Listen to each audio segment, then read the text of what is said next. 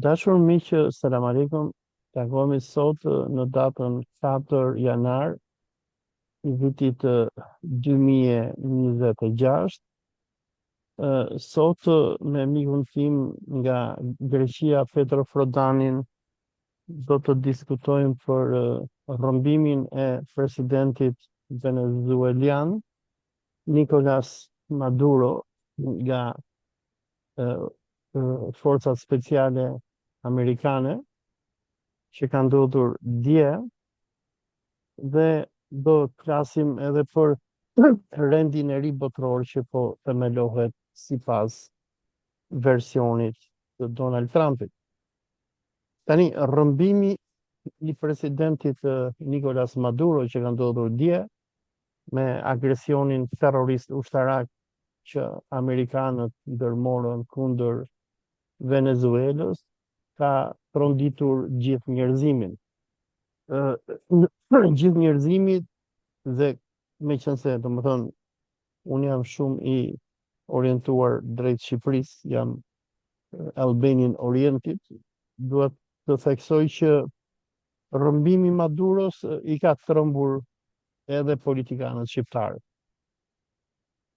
Njerëz që nga Sali Berisha, i cili është non grata në Amerikë, është pak a shumë i trajtohet nga Amerikanë njësoj sikur Maduro, Edi Rama, i cili tani më është në konflikt me SPAK-un, ku zëvendës kryeministri e tij kërkohet që të arrestohet nga një polici dhe nga një hetuesi e themeluar nga amerikanët, që është SPAK-u.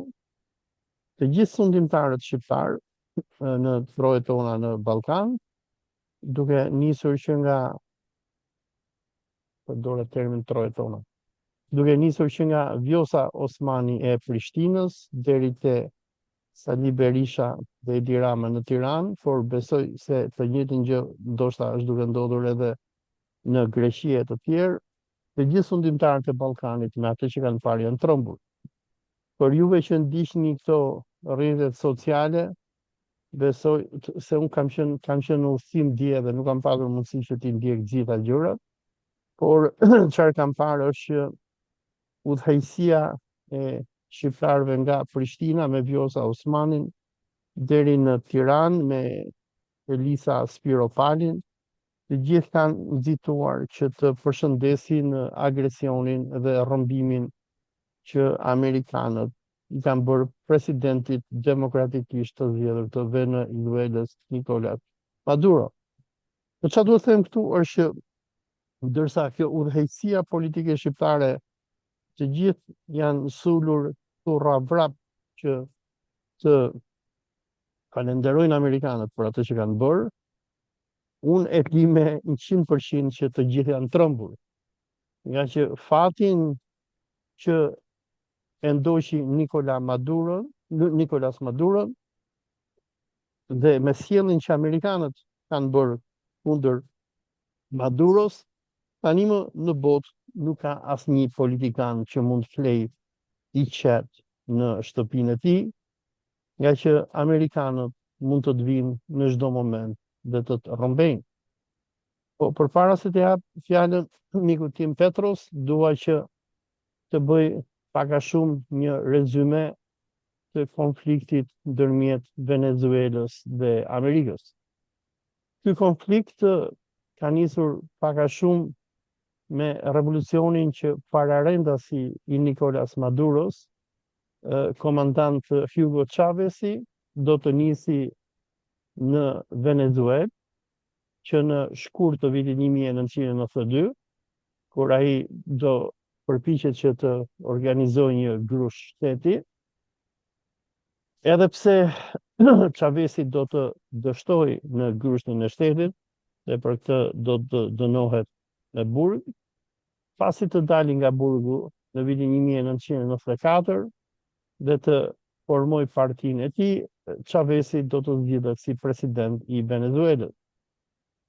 Presidenti Hugo Chavez, i cili vinte nga shtresat e varfëra të shoqërisë së Venezuelës, do të inspirohet pak a shumë nga mësimet e marksizmit dhe do të vinë në konkluzion që elitat që sundonin Venezuelën në vitet 90, ishin disa elita të korruptuara që kontrolloheshin nga amerikanët dhe që rrëmbenin pasurinë e madhe që kishte Venezuela që vinte nga nafta dhe që borgjezi kompradore, ndërsa vetë ishte shumë e pasur populli i Venezuelës, ishte shumë i varfër. Hugo Chavezi do të zhvilloj ideologjinë e tij socialiste, që ideologji do ta gërshetoj me mitin e Simon Bolivarit, udhëheqësit legjendar i cili luftoi kundër perandorisë spanjolle në shekullin e 19 dhe çliroi këto vendet e Amerikës Latine nga sundimi spanjoll, dhe Chavezi do të përdori mitin e luftës për pavarësi nga imperializmi spanjoll i Simon Bolivarit dhe me lëvizjen që ai do të lëshoj apo do të nisi në Venezuelë në vitet 90, ai do të gërshetoj pak a shumë anti-imperializmin i bazuar në mësimet e shkollës komuniste marksist-leniniste me anti-imperializmin e Simon Bolivarit. Ideologjia e asaj që njihet si Chavizmo do të ishte një ideologji e cila do të kërkonte që të mbante amerikanët larg Venezuelës, të kufizonte influencën politike, ushtarake dhe ekonomike, të refuzonin idenë fashiste të doktrinës Monroe që amerikanët kanë, që nga presidenti i tyre James Monroe, nëpërmjet të cilës amerikanët e shikojnë të gjithë Amerikën dhe në veçanti Amerikën Latine si pjesë të territorit të tyre, dhe për këtë thonë që ne kemi të drejtë që të ndërhyjmë dhe të rrëzojmë çdo qeveri që nuk na pëlqen neve dhe që nuk bën punën tonë. Dhe Chavezi do të zhvilloj gjithashtu edhe ideologjinë e multipolarizmit, duke pasi rrëzoi qeverinë kuislinge venezueliane të asaj kohe, do ta kthej Venezuelën në një vend kryesor aleat të vendeve sikur Kuba, Rusia, Kina dhe Irani. Revolucioni i Hugo Chavezit do të jetë shumë i suksesshëm për Venezuelën, nga që nën sundimin e Hugo Chavezit ai do të nacionalizojë naftën dhe nëpërmjet nacionalizimit të naftës Chavezi do të përdori parat që vijnë nga shitja e naftës për të ndërtuar programe sociale për të varfrit, për t'i dhënë njerëzve ushqim, strehim e tjerë e tjerë. Dhe përveç kësaj, Chavezi do të lëshoj apo më saktë do të mbështesi lëvizjet anti-amerikane dhe anti-imperialiste, me atë që do të quhet si ALBA, apo Bolivarian, apo Aleanca Bolivariane për popujt e Amerikës, ku pak a shumë Venezuela do të kthehet pak a shumë në një most të socializmit latinoamerikan për të mbështetur lëvizjet e majta dhe për të kundërshtuar grabitjet e pasurive të popujve të Amerikës Latine që bëhen nga amerikanët. Nga që Hugo Chavezi do të bëjë këto lëvizje, amerikanët do ta shpallin atë armik. Hugo Chavezi do të ndërtoj aleanca jo vetëm me vendet e Amerikës Latine, por edhe me botën muslimane. Ai do të vizitoj Irakun përpara se amerikanët ta shkatrojnë, Libin, dhe kuptohet që do të bëhet shumë i famshëm me lidhjet e tija me Iranin.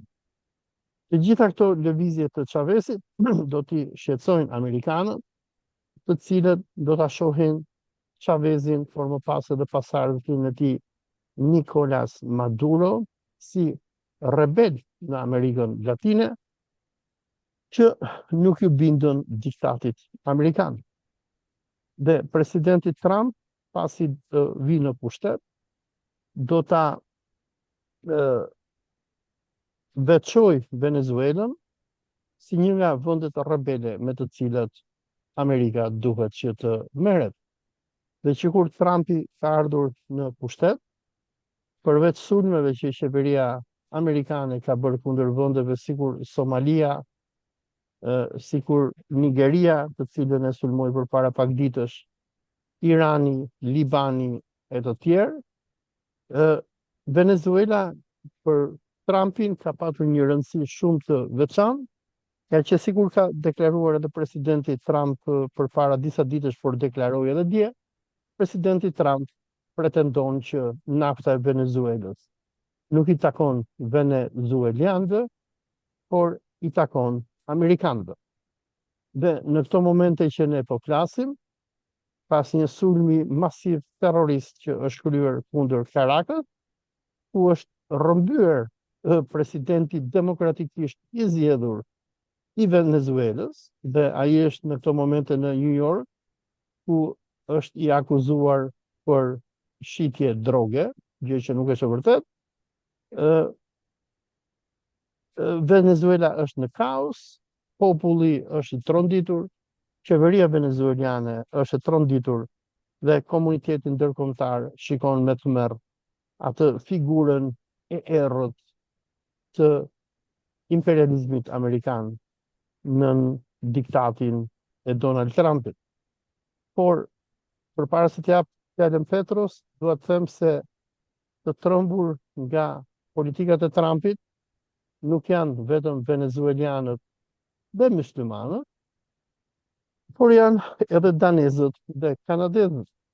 Për personat që kanë ndjekur deklaratat e presidentit Donald Trump, ai ka deklaruar që e para Groenlanda do t'i takojë Amerikës në ditë. Amerikanët kanë, Trumpi ka deklaruar që do t'ia marrë Groenlandën Amerikës. Ai gjithashtu ka deklaruar që Danimarkës, do t'ja marrë Danimarkës. Danimarkës, se kujt vendi thashën? Amerikës. Amerikës është, lapsus, që do t'ia marrë Danimarkës, dhe e dyta ka deklaruar që do të aneksojë edhe Kanadan. Petro, kjo është një rezume që i bëra asaj që ka ndodhur dje. E dua që fjalën të ta jap ty dhe të diskutojmë se si e shikon ti nga Selaniku atë që ndodhi dje në Caracas. Përshëndetje Olsi, uroj të jesh mirë. Mendimi tim është disi ndryshe. Unë nuk besoj se pushtetarët në Shqipëri apo në shtetet e vogla ballkanike janë të rrezikuar nga i njëjti veprim me atë që ndodhi në Venezuelë. Thjesht për arsyen se në këto vende nuk ka naftë. Nuk ka naftë dhe nuk ka interesa strategjike. Shqipëria është një vend i parëndësishëm për politikën amerikane, aty nuk ka as ambasador. Dhe më domethënësia është që Shqipëria është e rrethuar nga qeveri pro-amerikane, siç është qeveria Mreshi, që është një qeveri pro-amerikane, siç është në Bullgari, në Rumani, në Serbi, në Malë të Zi. Amerikanët nuk interesohen shumë për të drejtat e njeriut, asnjëherë nuk janë interesuar për të drejtat e njeriut. E të drejtat e njeriut dhe demokracia është, si të thuash, një veshje, një veshje e jashtme për të bërë, si të thuash, më të kollajt ndërhyrje në vende të caktuara. Për mua politika amerikane është në një, ose si të thuash sistemi amerikan është në një fuqi të tillë, në një pozicion të tillë, i cili mund të bëhet akuzues, mund të bëhet gjykues, mund të bëhet dhe ekzekutues. Pra, sot në botë nuk ka një fuqi të drejtë për drejtë të përballet me Amerikën dhe t'i tregojë, siç thot fjala, vendin Amerikës. Por, veprimi i fundit nga syri im tregon një dëshpërim të politikës amerikane dhe pa diskutim fillimin e rënies së kësaj të ashtu quajtur perandori amerikane. Çfarë dua t'ju treq, ose pika që unë dua t'ju treq vëmendjen shqiptarëve, është historia e tyre jo shumë e largët, është viti 1939, kur Mussolini sulmoi Shqipërinë me pretekstin se mbreti i Shqipërisë ishte një djalë i keq, që ai u shtypte të drejtat e njerëzve, që abuzonte me pasurinë e tjera e tjera. Dhe pas një pretekst, pas një, si thua, rrezik nga Shqipëria, ushtria italiane me një fuqi marramente për fuqinë e vogël shqiptare e pushtoi dhe vazhdimi dihet. Tani ka dhe disa trushpëlar ose si thua mund t'i quajnë dhe patriot, si puna e Mujol Çinakut, që mbreti iku dhe ajo vra për mbretin që kishte mbathur. Dhe për mua Maduro ishte një figurë ose është një figurë jo serioze, ishte i tillë që në fillimet e karrierës së tij politike. Ajo që pamë në datën 3 është filmi i parë në një seri filmash tjerë që ne do të shikojmë gjatë muajve dhe viteve që do kalojnë. Për mendimin tim nuk ka ndonjë sukses i madh i ushtrisë amerikane. Është një aksion hollywoodian, si ato shikojnë në filma, në një terren që ata e kishin përgatitur prej vitesh, në një hapësirë që ata e kishin ndërtuar nëpërmjet njerëzve të tyre, pra aty nuk ka asnjë surprizë. Ata që mendojnë se aty u tregua fuqia e ushtrisë amerikane janë thjesht ose të keq informuar ose nuk dinë çfarë ndodh në botë. Ata që ishin pranë Maduros, ata ishin dhe tradhtarët e tij, me fjalë, tradhtarë. I shkonin kundra ose nuk e deshin aty vërtet. Nuk e di si do të vënë punët, sepse asnjëherë nuk e di saktësisht kush si do të vënë punët, as vetë presidenti amerikan, as politika amerikane. Politika amerikane këto ditë ishte në pushim, kongresi nuk kishte idenë çfarë ndodhte, me fjalë, është një shkelje brutale e ligjit të brendshëm amerikan, është një abuzim total me vlerat që Amerika pretendon të rap dhe të mbrojë për botë. Nuk është ndonjë surprizë e madhe as për Kinën, as për Rusinë, as për Evropën. Ata ishin në shumë drejtime të paralajmëruar për këtë veprim që do të bënte Trumpi. Unë nuk i jap ndonjë kredi, nuk ka asnjë lloj ndryshimi. Ajo që do të ndodhë është frika më e madhe është që mund të ketë dhunë të pakontrolluar në Venezuelë për një periudhë relativisht të gjatë. Nafta në Venezuelë nuk është ajo naftë që thuhet se ka rezerva shumë të mëdha e tjera e tjera. Unë sot në mëngjes dëgjova intervistën e një specialisti amerikan, i cili tha që ajo naftë të bëhet të nxjerrë fitim, do investime kolosale, të cilat nuk bëhen vendanatës, do të kalojnë vite të tëra, derisa të krijohet një infrastrukturë për si të thua shtreqen dhe pastrimin dhe ngritjen e rafinerive për pastrimin e asaj lloji nafte. Kështu që nga ana ekonomike nuk shikoj ndonjë leverdi të madhe, ka një propagandë nga Trumpi dhe pasuesit e tij që thonë shikoj nafta e Venezuelës do të na ndihmojë ne ose nuk do nxjerrim nga xhepi, do ta paguajnë do ta paguajë Venezuela këtë kosto amerikane. Por këtë historinë e kemi dëgjuar edhe me Irakun, kur u tha shumë vite të kaluara që Amerika do vej në Irak, do ta pushtojë dhe do bëj shumë para me Irakun. Por në fakt nuk ndodhi as pak kështu. Ajo që ndodhi ishte shkatrimi total i Irakut, siç u shkatrua përsëri Libia, siç u shkatrua Siria, siç u shkatrua Afganistani. Kështu që për mua kjo është një histori e ripërsëritur, nuk jam fare i habitur dhe nuk shikoj ndonjë veprim tjetër që mund të bëjë qeveria amerikane, i ka duar dhe këmbët e lidhura. Sistemi i drejtësisë amerikane do të ingranohet tash me këtë çështjen e Maduros. Gjithë vëmendja e këtij, si të thuash, cirku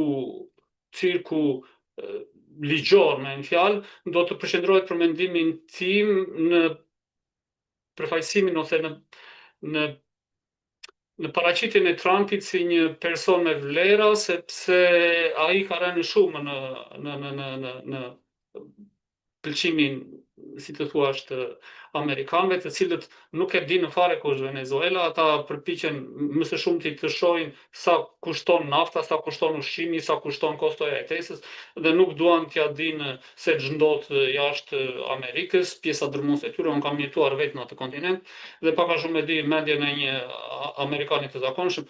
Kështu që ne kemi së shpejti kemi hapjen e fushatës për zgjedhjet e midterm. Trumpi duhet të bëjë një diçka që të tregojë se një si të thash udhëheqës deciziv, një udhëheqës që mendon për të ardhmen e Amerikës, për ta bërë Amerikën përsëri të madhe. Por problemet sapo kanë filluar për Amerikën, nuk është kollaj as për Evropën, nuk është kollaj as për aleatët amerikanë nëpër botë, sepse kemi një shkelje flagrante të ligjit, jo vetëm, si të thuash, amerikan, po dhe të ligjit internacional.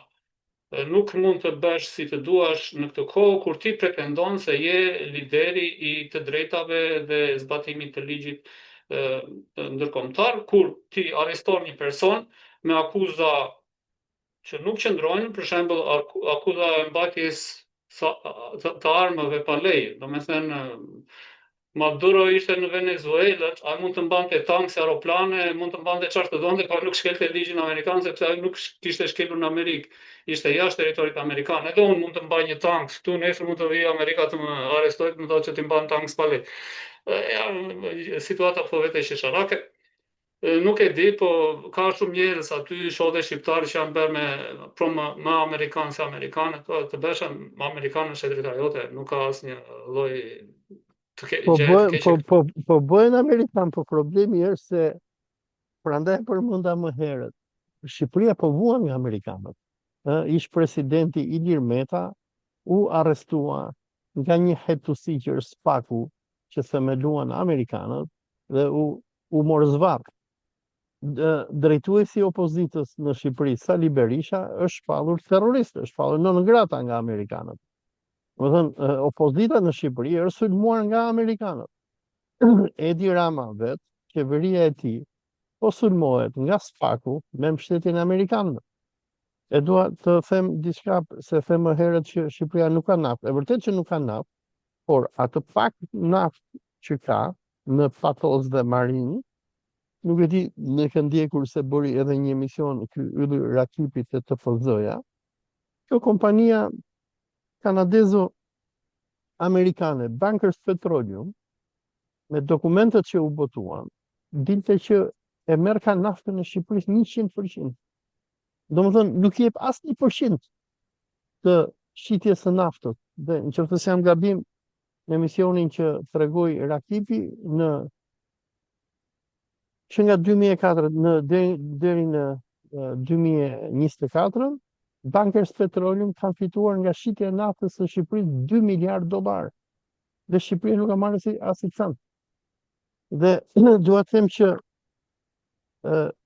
shqiptarët vetë po vuajnë nga amerikanët, sikur vuan Venezuela, sikur vuajnë vendet e Amerikës Latine, po përpara se të jap atë shpjegimin tim, si e shohun këtë punë, dua të pyes si janë reagimet në Greqi për këtë që po ndodh.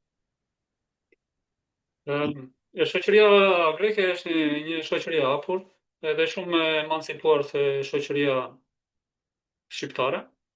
Unë e shikoj reagimin që bëjnë qytetarët e thjeshtë në median sociale, kur qeveritar të lartë, qoftë kryeministri grek, poston ndonjë, si të thuash, lajm në lidhje me këtë ngjarje. Kryeministri çka ka thënë për rrëmbimin e Mandurës?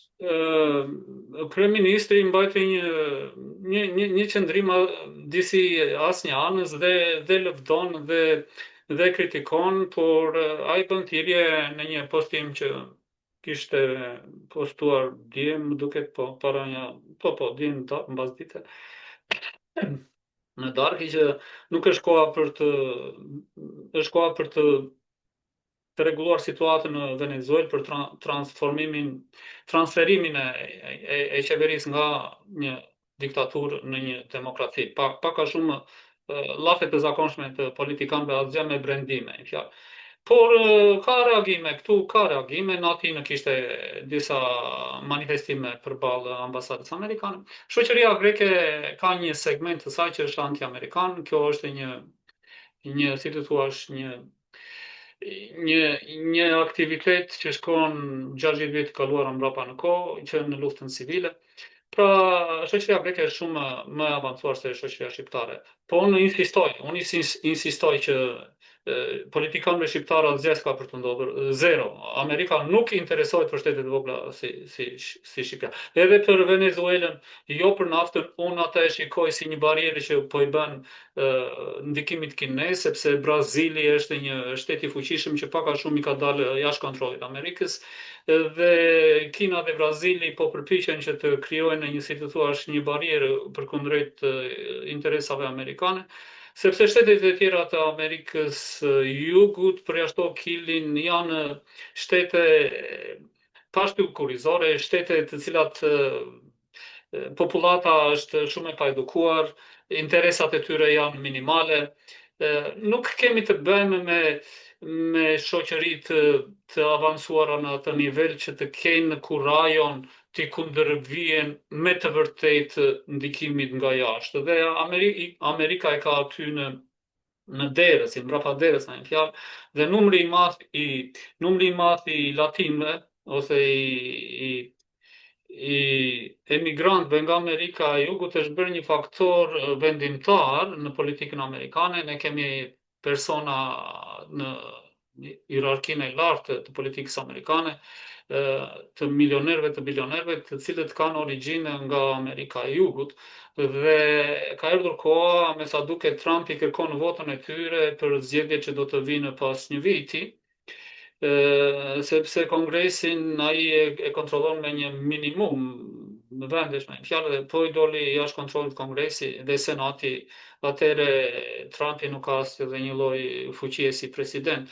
Pra, mendoj se ka dhe një lidhje politike të brendshme në këtë, dhe ti mund të dërgova një link për treguar si ka qenë raporti i gjuhëve në Amerikë shumë vite të kaluara, thot ka ndryshuar, ma merr mendja që përqindja e atyre që përdorin gjuhën spanjolle si gjuhë të parë, kryesisht në shtëpi, është rritur shumë, dhe gjuha spanjolle është bërë vendimtare në politikat dhe biznesin amerikan, kështu që nuk mund të injorohet faktori latin në politikat e Amerikës. Po, Kjo kjo është, është harta që tregon po, zonat spanjisht folëse të po, Amerikës. kjo është bërë në vitin 2008. Tani, që nga 2008-a, dhe deri në momentin që ne flasim, është, si të thuash, numri i këtyre njerëzve është rritur dhe është përndarë në të gjithë Amerikën, në Shtetet e Bashkuara të Amerikës. Dhe thuhet, unë sot pash pak statistika, thuhet që në Amerikë ka rreth 1,1 milion venezuelan që kanë ikur nga vendi i tyre, dhe janë rreth 600.000 janë ata që kanë fituar një status, si të thuash, Azilanti, refugjati, po. ose të personave që kërkojnë ndihmë. Tani statusi i tyre vjet në pikpyetje, sepse me të krijuar një, si të thuash, një qeveri që Amerika do ta njohë si demokratike, atyre u përfundon statusi. Dhe ma merr mendja që për t'u zgjatur statusin, administrata aktuale e Amerikës do t'u kërkojë atyre votën. Dhe këtu bëhet dhe një lojë me politikat e brendshme amerikane. Koha do ta tregoj, por ma merr mendja se nga këta 1,1 milion të thuash njerëz që kanë vajtur aty pavarësisht statusit, shumë pak prej tyre do të duan të kthehen në Venezuelë. Po ashtu dhe këta personat që kush mori Nobel, kush është një president i zgjedhur në mungesë, ose që janë larguar tash janë larguar, kanë dalë nga Venezuela. asnjëri prej tyre nuk do të marrë përsipër një post në një moment kaq decisiv dhe shpërthyes siç është vendi.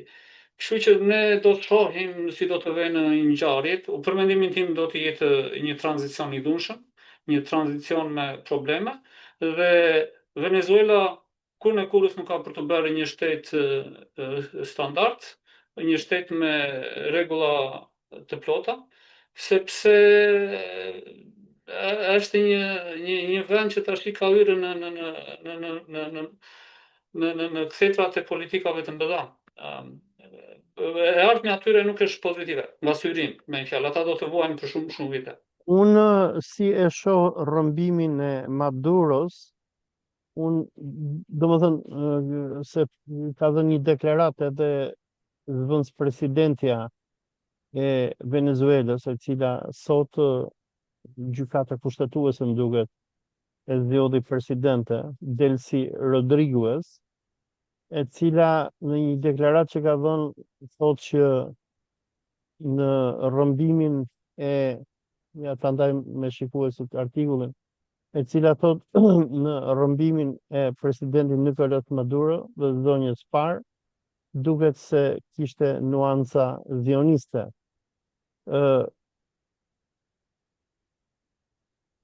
Gjithashtu Donald Trump Benjamin Netanyahu ka reaguar për para pak orësh sot, nëse nuk jam gabim, ku falenderonte presidentin Trump për rrëmbimin e Maduros. Ta gjej pak të Netanyahu, po. Benjamin Netanyahu e ka përshëndetur rrëmbimin e Maduros. Ai ka quajtur aksionin e Amerikës një aksion i fortë dhe që ka mbështetur Amerikën për risjelljen e lirisë dhe drejtësisë në botë.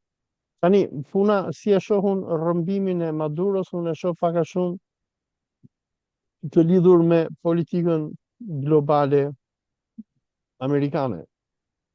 Ju e përmendët më herët që një nga arsyet e sulmit kundër Venezuelës është Brazili, dhe ne gjithë e dimë që unë e përmenda domethënë edhe në hyrjen e kësaj bisede që nga koha e presidentit Hugo Chavez, Venezuela ju bashkangjit asaj botës tjetër, domethënë duke braktisur imperializmin amerikan, dhe ne kemi edhe fenomenin e BRICS-it dhe ne e dimë që naftën e Venezuelës në shumicë të madhe e blen Kina.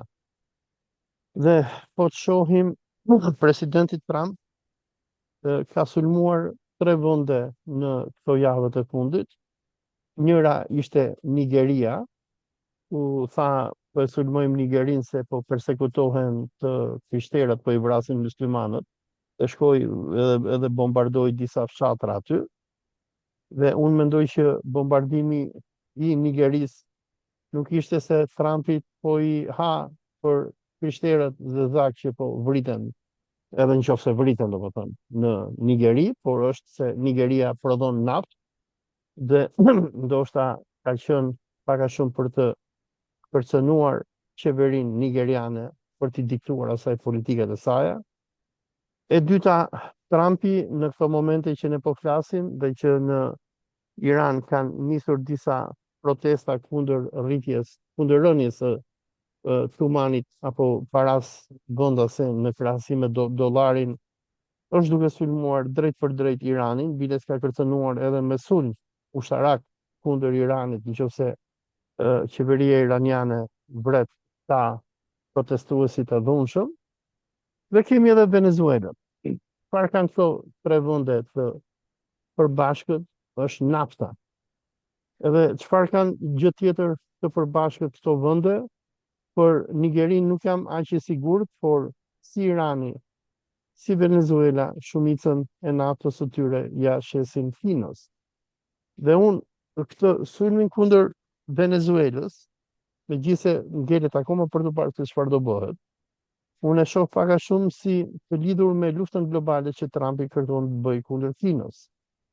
Dhe Trumpi, nuk e di, në e pe deklaratën për shtyp që dha dje, ku tregonte, ku kishte dalë edhe e mburrte atë ushtrinë amerikane për rrëmbimin e presidentit të Venezuelës, ku unë jam dakord me ty që nuk ishte ndonjë gjë spektakolare ajo që ndodhi, se duke ditur fuqinë ushtarake amerikane, ai rrëmbimi një personi në një vend botës tre sikur është Venezuela, nuk është ndonjë gjë e madhe.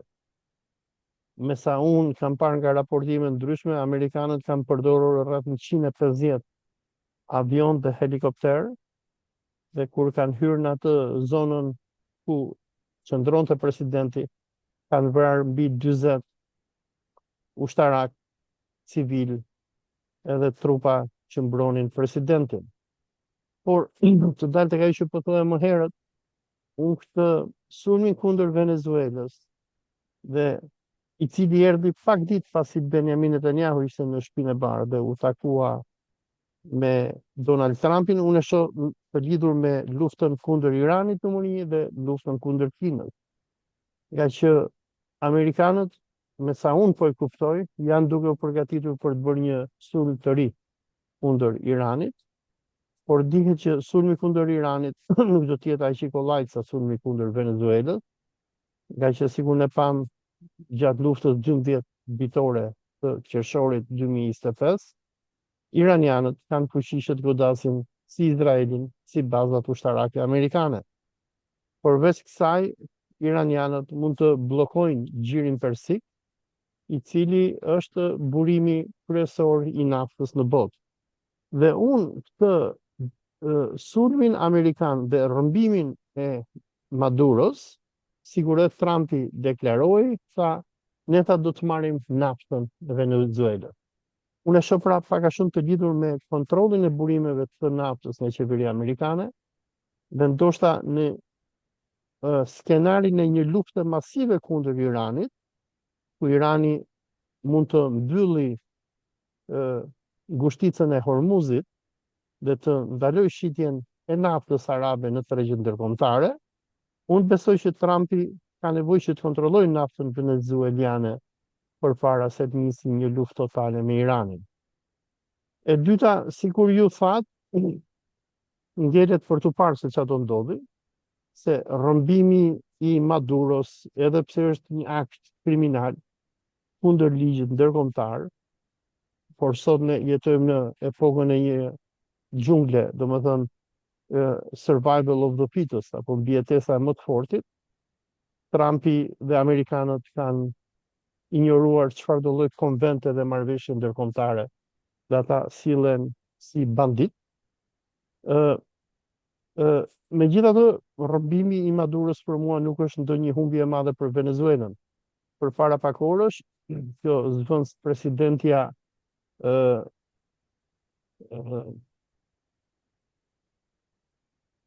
Delcy Rodriguez është shpallur presidente e re, ka thënë që ne do të rezistojmë, ka dalë në media së bashku me ministrin e brendshëm dhe me disa zyrtar të tjerë, dhe unë besoj që amerikanët nuk do ta kenë të lehtë me Venezuelën. Trumpi deklaroi që tha ne do t'i marrim atyre naftën, do ta marrim vendin nën kontroll e tjerë e tjerë, por kjo ngjelet për të parë, se ndërsa amerikanët kanë teknologji, sikur izraelitët, që mund të vrasin kë person të duan në botë, kontrolli i një vendi është tjetër gjë. Dhe Venezuela mund të kthehet edhe në një Vietnam të dytë për amerikanët. E dyta, ngjelet për të parë se çfarë do bëjnë rusët edhe kinezët.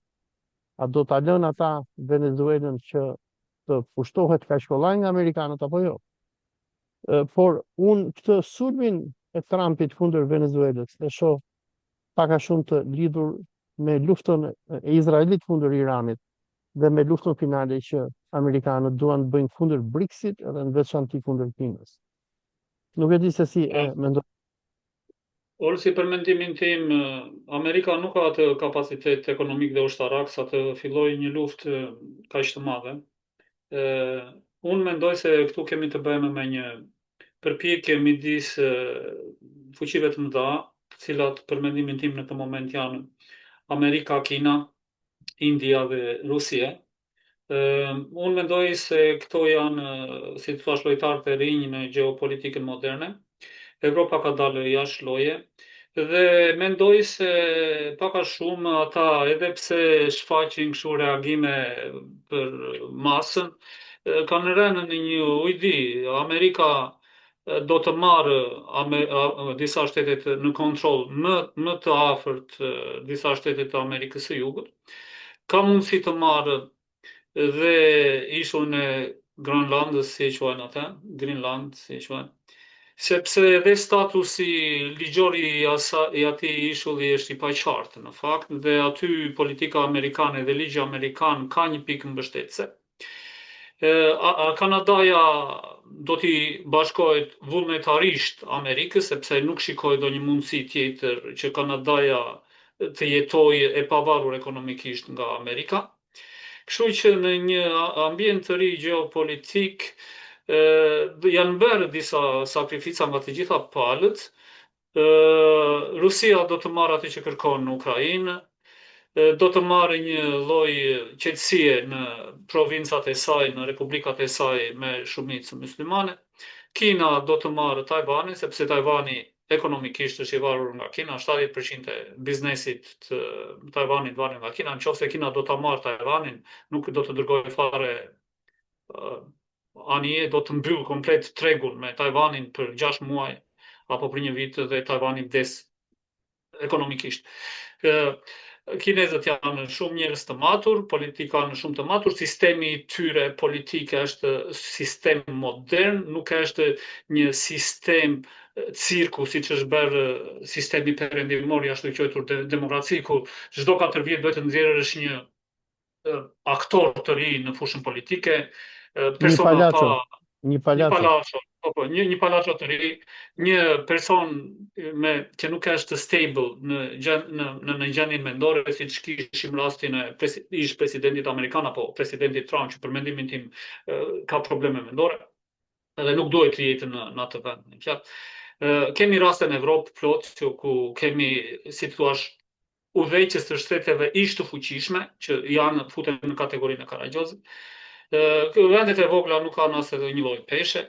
Kështu që në një turli, në këtë çorbë, në këtë çorbë gjeopolitike të re, fuqi si Kina, India, Rusia, Brazili do të kërkojnë një riorientim. Edhe pak a shumë amerikanët nuk kanë çfarë të bëjnë. Ata do t'i përshtaten këtij realiteti, pavarësisht se duan të tregojnë atë si në filmat e Hollywoodit, që shiko, unë jam kauboj si mi mirë dhe unë e rajat e zatë të keqen e fshatit e bidaulleve, po të ketë fshatin nevojë bi unë, dhe i kemi para të filma.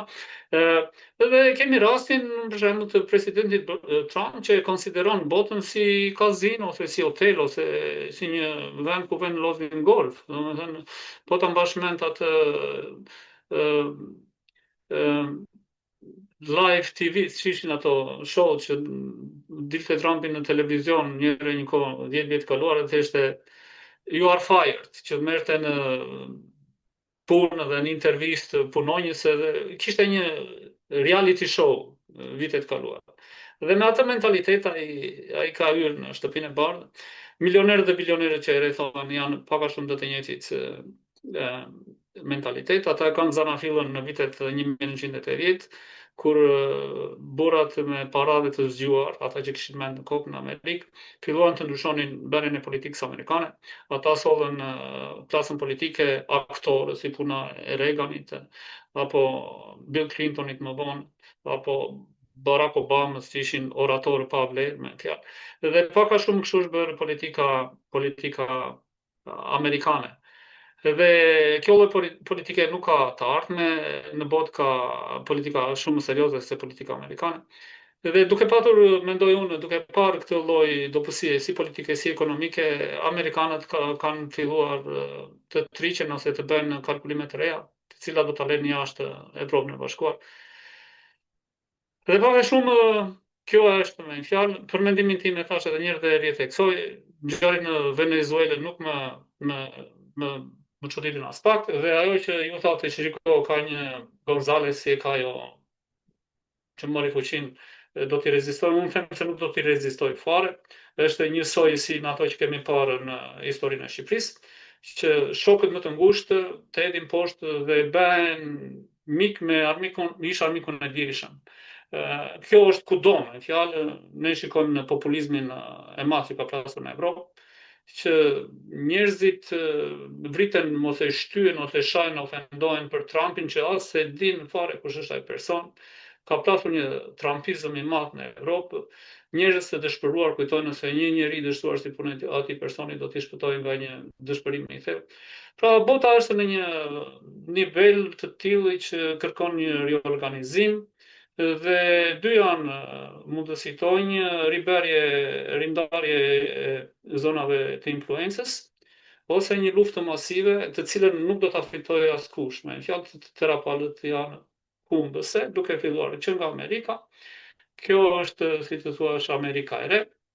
Po unë do të vinja dhe Meksikën, Olsi, ajo e kuqja duhet të zbresë gjërë në ku është në Panama, mendoj unë.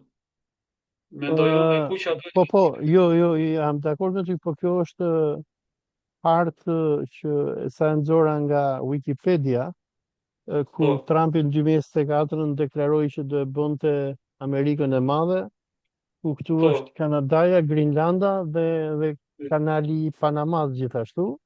po, Por, do më thënë, deklarata më e fundit e Trumpit është që Trumpi ka kërcënuar Kubën gjithashtu, edhe i ka thënë presidentit Kubës, watch your back, apo ki kujdes, edhe ty do të vi diçka. Ka kërcënuar edhe Meksikën, biles kishte thënë, më duket këtë konferencën për shtyp që pati tani që i them asaj presidente sa të vim që t'i hym ne t'i shtypim ato kartelet edhe më thotë no please no, thot ajo e shkreta, Shaun Bowney që ka emrin, dhe ka kërcënuar edhe Kolumbin, domethënë fasunit që bërin Venezuela i ka kërcënuar edhe këto tre vende po. të tjera.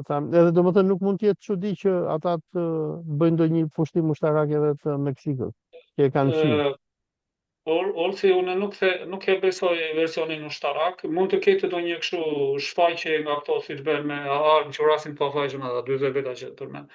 Pjesa dërmuese e Amerikës Latine është përpunuar për 30-40 vjet e fundit në Amerikë. Pjesa dërmuese e milionerëve, bilionerëve të tyre janë të lidhura me interesa ekonomike politike, të cilën e kanë zanafillën në Amerikë. Dhe për mendimin tim, Amerikës ajo i takon, ajo është bashkë e saj, aty do të ketë dorë të bëjë më shumë se ç'mund të bëjë për shembull në Taiwan, i cili është bashkë e Kinës, ose çfarë mund të bëjë në Evropë. Amerika nuk ka atë kapacitet, bota ka ndryshuar shumë, interesat nuk janë më ato që ishin të viteve 20 apo të 20 viteve apo 30 viteve të kaluara. Siç e shohim, ne kemi një riorientim dhe një një rimendim, sidomos edhe jo sidomos, po edhe në gjirin persik dhe në ato vende që kanë qenë, si të thuash, lehtësisht të kontrollueshme. Kemi historinë e vendeve të gjirit, të cilat u krijuan nga britanikët fare kollaje. Do me thënë me përpjekje minimale, me një korrupsion me një makinë, me një fjalë, ju dërgonja atyre një makinë dhe ata zbrisnin nga Gamilja hynin në makinë dhe pik mbaroi, ata beheshin anglisht, me anglisht anglisht. Puna ka marrë fund, sepse ata e kanë parë çfarë ndodh kur bëhesh përkrahas total i politikave ekspansioniste të mëdhenjve. Ne kemi rastin të Afganistanit, kemi rastin Libis, më së fundi, kemi rastin e Siris, kemi rastin domethënës të Irakut, që ishte një rast flagrant me një fjalë. Kemi plot raste të cilat i kanë bërë njerëzit të mendojnë edhe politikanët e këtyre vendeve e shikojnë rrezikun e madh në qoftë se bëhesh shok me Amerikën apo me perëndimorët. Kështu që Amerika e ka kuptuar këtë gjë, është më se e qartë dhe Amerikës i mungojnë dhe intelektualët, do me thënë, ka marrë fund për mua, për nga syrim sistemi Amerikan i berës politikës ka marrë fund, ndërsa vetë presidenti dërgon si përfaqësues të politikës amerikane shokët e tij më të ngushtë ose dhëndri. Do me thënë, shko ti dhëndër dhe merru me politikat e Amerikës. Pra, Kongresi, Senati nuk kanë më asgjë, ata thjesht shkojnë aty të marrin ndonjë Kongresi, lekë, të bëjnë Senati, ndonjë. universitetet, think tanket nuk kanë më vlerë fare se S'ka më vlerë unë fare, domethënë. shiko, edhe kur është Trumpi, sa të po mentoja pak më herë, do të thënë një ndërtues, kupton? Një person që merrej me ndërtim, sikur kemi këta ignorantët që kemi ne në Tiranë që bëjnë kulla, një person që bën kulla, që ka bërë shumë lek, që ka patur edhe shohun e vet televiziv, si këta majmunët që dalin në për televizione, po mendoja ky ka marrë në dorë fatin e Amerikës. Dhe ky çon shokun e vet, Steve Witkoffin, që ka qenë gjithashtu edhe ai ndërtues. Këta janë muratorë, këta janë njerëz që jepi lopatën, këta të bëjnë shpinë. Ai Steve Witkoffin, që e ka patur shokun e vet më të ngushtë, ka bërë numrin 1 të dërguarin e tij personal në të gjithë konfliktet, edhe dhëndrin e vet, që edhe dhëndri i vet, Jared Kushneri, babai i tij, ka qenë gjithashtu shitës pronash. Domethënë, Amerikën e kanë marrë në dorë ca persona që merren me allizhverishe edhe me ndërtim. Po kjo është. Domethënë kongresi ka marrë fund, e kupton? Domethënë ai shkon i shpall luftë një vendi, sikur kjo që i ka bërë tani Venezuelës, as nuk shkon fare që të pyesin kongres dhe thotë, ore, do t'i hap luftë Venezuelës apo Iranit, nuk i pyet fare. Dhe domethënë si krizë më të madhe politike amerikane dhe sa kjo, unë s'kam parë ndonjëherë në histori. Në kohën e Bushit edhe Tony Blairit, kur nisën luftën kundër Irakut, u bën gjithë ato debate, gjithë ato sherrë, u bën sherrë në OKB, kurse ky nuk pyet për asgjë. As për Kongresin Amerikan, as për institucionet, as për ligjin ndërkombëtar, as për OKB-n, asgjë. Domethënë, është xhungël. Po, kjo është situata aktuale. Prandaj unë them që këto që shohim janë, si thua, seria e parë, filmi i parë në një serial që sa ka filluar me fjalë, javët që do të vinë do të tregojnë sa i dobët është sistemi amerikan, i cili nuk mund të përballohet me realitetin me fjalë. Unë kështu besoj unë me fjalë. Ama, Dhe më ama, pa, po, ama për mendimin tim është edhe një kohë shumë e rrezikshme, sepse kemi një ignorant, një ndërthues, sigur është Trumpi, që ka në dorë dhe kontrollon ushtrinë më të fuqishme të botës. Kupton? Dhe është një person që nuk pyet asnjëri, se kemi patur edhe president tjerë amerikan, por do thrisnin Këshillin e Sigurimit, do thrisnin ekspertë, do analizonin gjërat, kurse ky i bën gjitha në kokë vet dhe nuk pyet për njëri. Dhe domethënë ky, Olsi, më fal, edhe pse është shumë i fuqishëm, në të njëjtën kohë është edhe shumë i rrezikshëm, po jo vetëm për botën, por edhe për Amerikën. Dhe kjo që ky i bëri Maduros dhe unë prandaj të thash që shumë politikanë në Ballkan në këto momente janë të tmerruar. Janë të tmerruar sepse ky nuk respekton ligjin ndërkombëtar.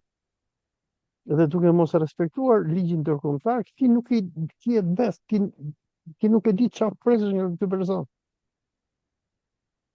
Dhe Olsi, më fal, po, dalim pak te puna e Kanadas, se po, Kanadan kur e themeluan britanikët pas luftës me amerikanët, ata e quajnë lufta e pavarësisë, ndërsa unë si kanades që jam e quaj luftë terroriste, me George Washingtonin në krye, britanikët themeluan atë North America, British North America, më pas the Dominion of Canada e tjerë e tjerë, u themeluan që të ruaj ajo pjesë e perandorisë britanike në Amerikën e Veriut, që mos t'i lejohej që t'i jepej amerikanëve. Dhe ne dim si në luftën e parë, si në luftën e dytë botërore, Kanadaja ka qenë shumë e rëndësishme për perandorinë britanike, si për furnizimin me bukë, si me ushtar, dhe në vitin 1941, nëse nuk kam gabim, kur Hitleri bombardonte Londrën, qeveria britanike bëri edhe plane për të zhvendosur monarkinë në Kanada. Kurse në Po, këto momente me kërcënime që Trumpi i bën Kanada, ky nuk është se bën vetëm aventurizëm, po ky domethënë është duke kërcënuar një fuqi nukleare, sigurisht Britania. Dhe ky është duke shkatruar atë rendin ndërkombëtar që anglo-amerikanët formsuan pas luftës së dytë botërore. Nëse e ke lexuar ai Lordi Britanik Smyth, i cili ishte sekretari i përgjithshëm i NATO-s, kur u themelua NATO në vitin 1949 apo 46, nuk e marr mend, 49 duket, eksperimentën. ka patur atë citatin e famshëm që e bëm NATO-n që të mbajmë amerikanët brenda, domethënë brenda Evropës, Gjermaninë poshtë dhe rusët jashtë. Dhe strategjia që britanikët ndërtuan në të ashtë quajturin bllokun perëndimor kapitalist pas luftës së dytë botërore, ishte që britanikët me amerikanët do të sundonin planetin, duke u përballur me Rusinë apo Bashkimin Sovjetik. Ndërsa Trumpi sot nuk do ta di për asnjë nga këto, dhe për më tepër është duke kërcënuar se e heqim Iranin, i heqim vendet islamike, e heqim edhe Venezuelën se që nga komunistat ata. Po ky po kërcënon vendet NATO-s, ky po kërcënon Danimarkën dhe duke kërcënuar marrjen e Kanadas, ky po kërcënon Britaninë. Apo jo? Olsi, unë nuk e shikoj kështu marrjen e Kanadas. Po të shikosh biznesmenët e mëdhenj kanadezë, disa prej tyre janë pro bashkimit me ekonominë amerikane, sepse Kanada është një shtet i vogël pavarësisht shtrirësisë së madhe. Ekonomia kanadeze është një ekonomi që nuk prodhon asgjë. Ai dhe gazi dhe nafta që prodhohet janë shumë pak në krahasim me atë që konsumon Amerika, sepse Dhe kontrollohet nga Kanadaja amerikanët, edhe dhe nafta. sepse në Kanada nuk ka rafineri. Do me thënë ata e marrin naftën e rënd e dërgojnë në Texas dhe kthejnë përsëri në Kanada.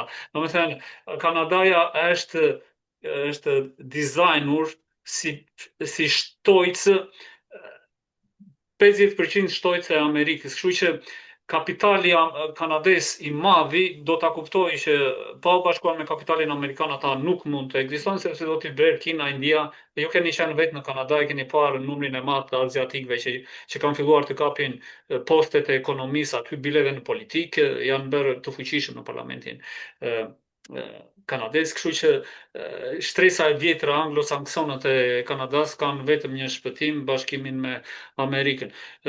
Edhe Më jugu fal, i po, më fal, jam dakord për këtë, domethënë se po, ne të dy e dimë që Kanada është shteti dështuar dhe edhe britanikët kur e krijuan for ato staples, domethënë for raw materials. Domethënë qëllimi i Kanadas ishte që të prodhonte grur edhe të kishte edhe minerale për perandorinë britanike. Po ndërsa ne e dimë që Kanada nuk mbijeton dot pa Amerikën, dhe ajo që ju thoni është e vërtet. Puna është që a do ta lejoj familja mbretërore britanike një gjë të tillë. Se humbja e Kanadas do të jetë një humbje e madhe për britanikët. ë, ë, Jam dakord që biznesmenët janë me Amerikën, sepse Amerika është tregu, domethënë, është ë, ndoshta për mendimin tim një nga gabimet që kanë bërë këto elitat anglosaksone kanadeze pas viteve 90 ishte hapja masive të emigracionit në Kanada, po, ku erdhën aziatikët dhe domethënë raca e bardhë nuk e kontrollon dot më ato. po, Janë indianët sot që po dominojnë çdo gjë pothuajse po, në Kanada. po, Po mua po, beti është që a do të lejojnë britanikët që t'i bëhet kjo gjë po, dominioni këtyre? po, dëgjoj, Olsi, ë, le ta shohim në këtë prizëm. ë, U oth para disa vitesh në Kanada ideja e krijimit të një referendumi mbi të ardhmen e mbretërisë. Dhe këtë e bëri qeveria liberale për treguar Anglisë se shikoni, po të duam edhe në referendum dhe ju jeni të humbur. Në momentin kur gjërat të shkojnë në atë pikë që Kanadaja nuk ka më kuptim të ekzistojë si një shtet i pavarur, si pjesë e Commonwealthit, do hidhet përsëri në skenë dhe këtë radhë do të realizohet referendumi të bëhet të jetë pjesë e Commonwealthit apo pjesë të Bashkohet Amerikës. Unë them, domethënë me këndvështrimi im është. Unë jam një, nuk kam as parti as burim me informacioni. Mendimi im është që pjesa dërmuese e qytetarëve kanadez do t'i bashkohen idesë që të bashkohen me Amerikën thjesht sepse do marrin $100 më shumë në muaj. Jo, por Unë atë kam janë dakord unë, atë e di shumë mirë, unë e di edhe vetë nga njerëzit e mi që kam në Kanada, që gjithë thonë inshallah na merr Amerika, se dollari kanadez është bërë pothuajse 2-1 me amerikanin. Dhe po, kështu domethënë që nuk ajo shesi. Në Kanada nuk ka patriotizëm, domethënë, nuk ka atë dashuri sikur kanë popujt etnik. Aty njerëzit janë thjesht emigrantë që kanë shkuar për copën e bukët, nga që ashtu i ka trajtuar edhe Kanada. Kanada i ka Po, trajtuar si sklever. Dhe ata, domethënë, thonë më mirë të paguhemi me dollar amerikan, më mirë të bashkohemi me Amerikën që të hishen këto taksat dhe tarifat, që fjala bie mishin mos ta blejmë me $15 për ta blejmë me $5 sa e blejnë amerikanët, se sa kështu, atë e diun. Domethënë, po. koncepti ekonomik është ky, po muhabeti është që a do ta lejoj ai deep state britanik që ndodhi diçka e tillë. Sepse Ata domethënë nuk kanë asnjë lloj vlerë. Në Kanada unë do dorën zjarr, edhe kjo ekzistencë që është si të thuash një mëshirë që tregohet për një lloj tradite që ka qenë në të kaluar.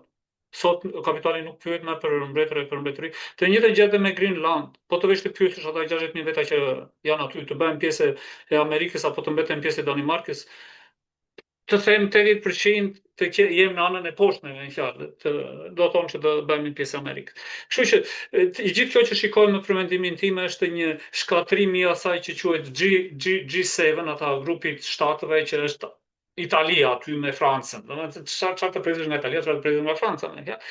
Shkatrimi i këtij rendi të vjetër të dalë jashtë lloje, jashtë kohe, dhe krijimi i një rendi të ri të cilën do të sjellë për të themi disa dekada një lloj stabiliteti politiko-ekonomike dhe kështu po mendojnë të mëdhenjtë. Edhe të mëdhenjtë nuk janë më shumë se pesë. Me fjalë unë do të fut Amerikën, Kinën, Indinë, Rusinë, mbasi Brazilin në Amerikën e Jugut. Këto janë. Do me thënë Amerikë është Amerika vetë, në Amerikën e Jugut është Brazili, në Evropë kemi Rusinë tash doli Rusia një fuqi e madhe, kemi Kinën, kemi Indinë.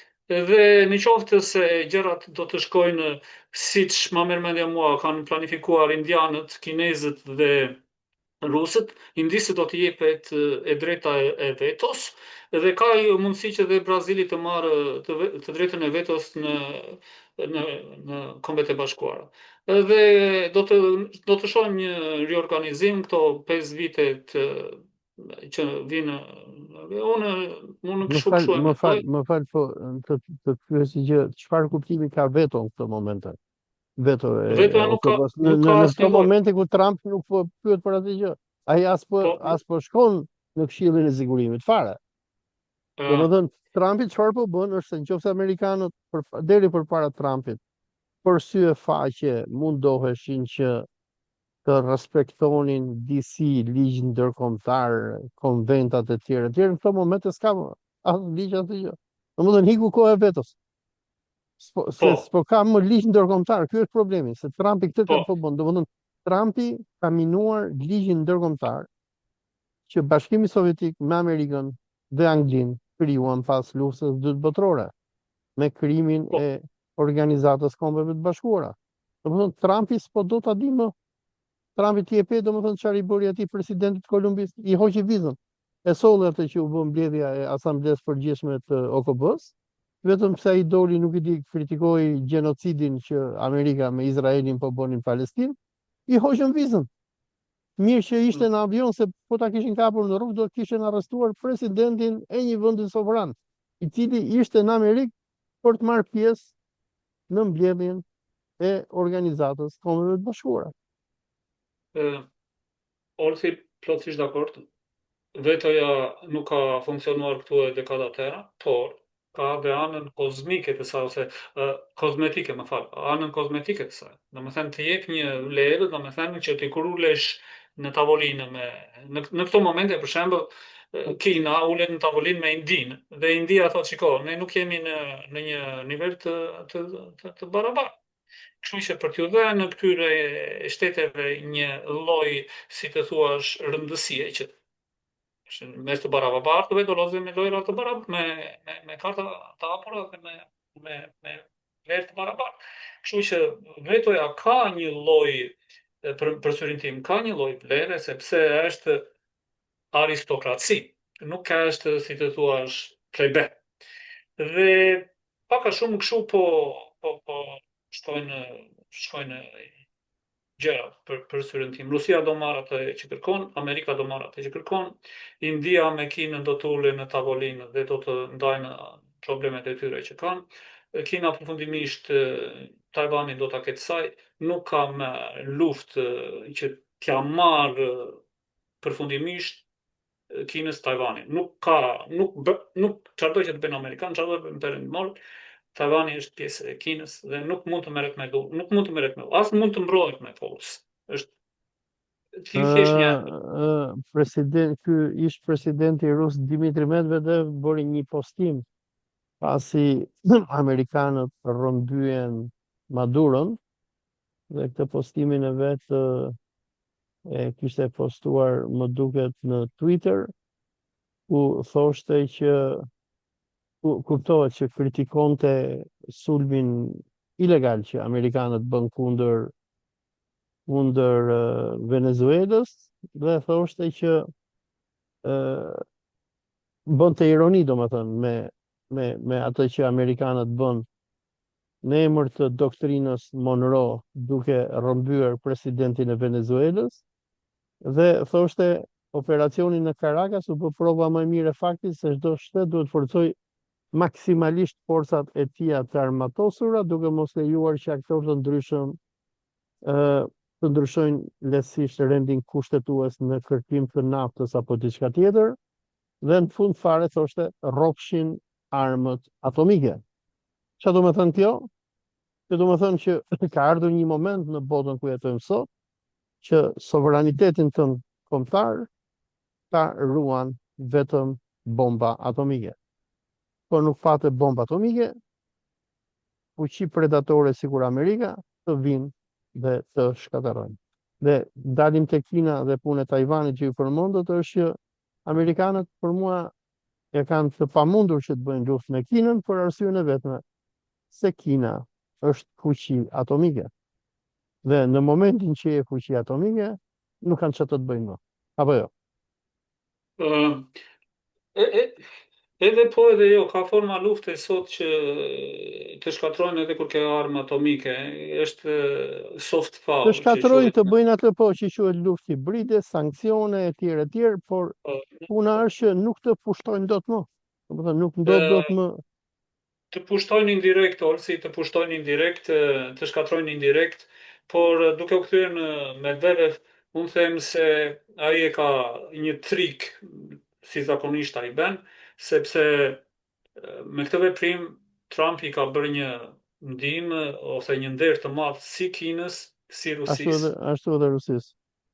Po, Se është një ka vendosur precedentin që ashtu sikur Trumpi shkoi dhe arrestoi Nicolas Maduro, edhe Kina mund të arrestojë presidentin e Taiwanit, edhe Rusia mund shkojë dhe ta rrëmbej Zelenskin. Apo jo?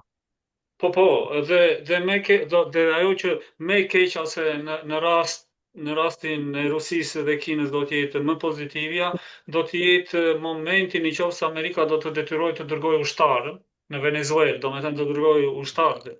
Aty do të vulloset përfundimisht, do të futet, si të thuash, është një çigur që e drejta ndërkombëtare është futur në çigur, po ajo do t'i vërë gozhdën, domethënë që nuk kapet me e drejta ndërkombëtare ka marrë fund dhe çdo shtet i fuqishëm mund të bëjë si të dojë me shtetet e tjera të vogla, me fjalë. Në qoftë se amerikanët dërgojnë ushtarë aty ose qoftë edhe kështu gardë kombëtare, me fjalë që nuk quhet pjesë e ushtrisë amerikane, ka marrë fund historia, të gjitha shtetet që do të tentojnë të bëjnë të njëjtin veprim janë të mbrojtura nga ndëshkimi. Nuk ka kështu gjykat në botë, nuk ka ligj në botë që ti ndëshkojë atë. Kështu që Amerika ka është ajo historia, legjenda e Pandorës, që hap kutia e Pandorës, si thonë, Amerika e ka hapur gjysma të kapakun e kutisë së Pandorës, qoftë se dërgohen ushtarë aty, mbaroi kapaku i Pandorës është kapaku i kutisë së Pandorës është plotësisht i hapur dhe rendi ndërkombëtar ka marrë fund, kushdo mund të bëjë si do. Unë mendoj që hapi Izraeli përpara Amerikës me atë që po i bën vendeve arabe, duke i bombarduar gjitha njëri pas tjetrit. Izraeli ishte një fuqi e vogël dhe unë nuk bëj dakord që Izraeli është fuqi e madhe. Izraeli është një fuqi rajonale. Amerika është një fuqi e madhe, Kina është një fuqi e madhe, India është fuqi e madhe, Brazili është fuqi e madhe. Rusia nuk është fuqi e madhe, është fuqi ushtarake, po ekonomikisht Rusia nuk është fuqi ekonomike. Është Rusia nuk është armik si të thuash, Ekzistencial i perëndimit. nuk është, jo, nuk është. Kurse Kina, unë kam gjetur në Kanada kur isha gjeta atë librin e citateve të Mao Zedongit në anglisht, është një gjë, një kryevepër, tregon zanafillën e zhvillimit kinez. Dikush që e lexon e kupton pse Kina u zhvillua në këtë formë, sepse ata janë, si të thuash, njerëz me kalkulime shekullore, nuk janë me 4 vjeçare apo 2 vjeçare. Në Amerikë tani nuk është bërë rast 4 vjetë, është 2 vjetë, sepse kemi midterm, do me thënë bëhesh president, po pas 2 vjetë është iku fuqia, sepse e ke Kongresin dhe Senatin kundër.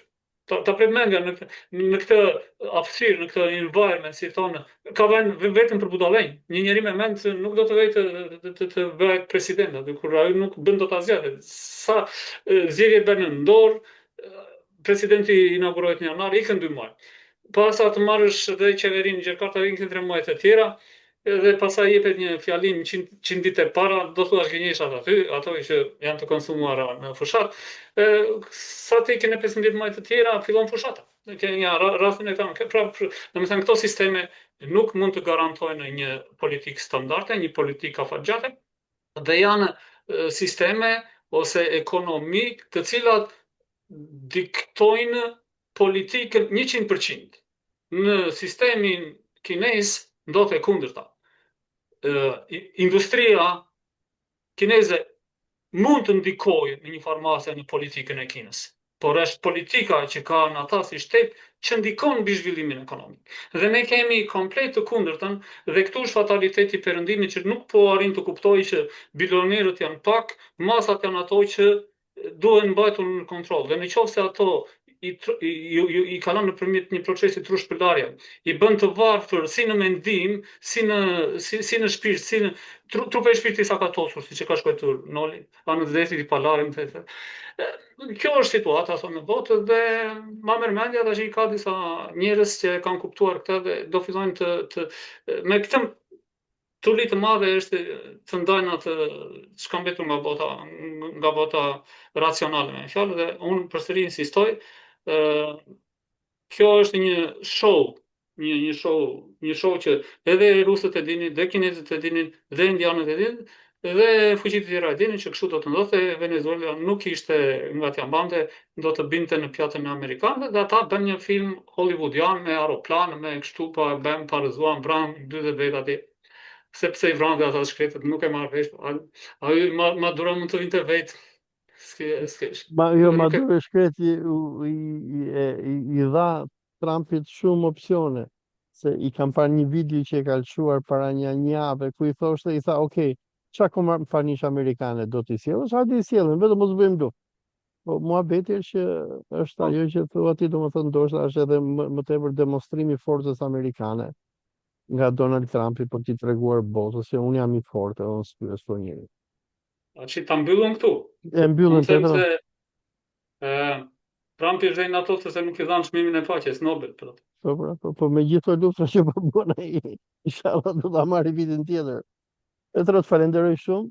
Miqë të gjithëve që na ndoqët, diskutuam me Petron rrëmbimin e presidentit venezuelian Nicolas Maduro, që ka ndodhur dje, fyerjen e ligjit ndërkombëtar dhe kaosin në të cilin Amerika, por Unë do thoja edhe Izraeli e kanë futur botën ku jetojnë. Petro, do shto diçka para se ta mbyllim? Asgjë tjetër për të thënë, po ajo intervista e Trumpit i tha të gjitha që tha, ne kërkojmë kontroll total të hemisferës perëndimore. Po, po, po. Dhe Do më thënë tani do risjellim atë doktrinën Monroe dhe tha do ta quajmë doktrina Don Roe, tha, se do që t'i ngjelet emrin një histori. po, Do më thënë ai kjo është ide. shpalli hapur luftë gjithë Amerikës Latine, që ose do mbindeni mua, ose unë do të vi do t'ju vrap. Mirë, Petro, faleminderit, miq gjithëve që na Deri ndoqët, gjithashtu. faleminderit. Selam aleikum.